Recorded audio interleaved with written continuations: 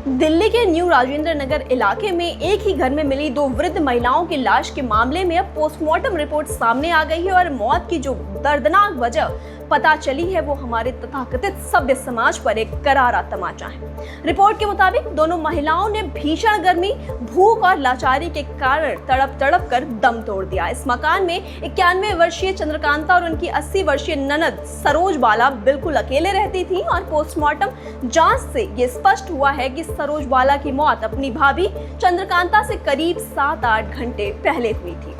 सरोज के पैर में फ्रैक्चर था और वो वॉकर के सहारे चलती थी। जांच में सामने आया कि वो फिसलकर माथे के बल जमीन पर गिर गई, जिससे उन्हें ब्रेन हैमरेज हुआ और उठ ना पाने के कारण उनकी जान चली गई। वहीं दूसरी तरफ बिस्तर पर पड़ी चंद्रकांता अस्थमा की मरीज थी। उन्हें पेसमेकर लगा हुआ था और वो बिना मदद के हिल भी नहीं सकती थी।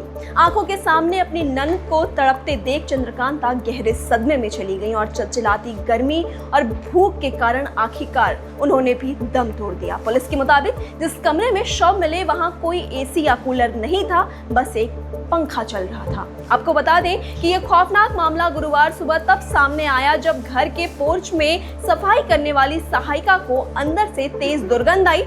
पुलिस जांच में ये भी सामने आया कि इनकी नियमित देखभाल करने वाली मेड कम सैलरी और चंद्रकांता की दयनीय स्थिति के कारण कुछ दिन पहले ही काम उन्हें छोड़कर चली गई थी।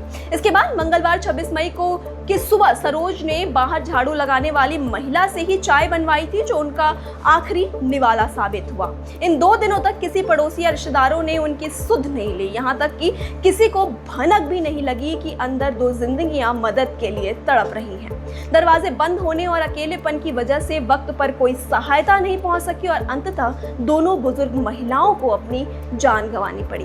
पुलिस फिलहाल सभी कानूनी पहलुओं को ध्यान में रखते हुए इस पूरे मामले की गंभीरता से जांच कर रही है।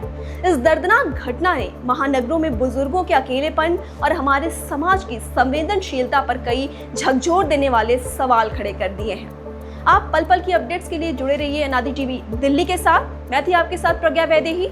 नमस्कार।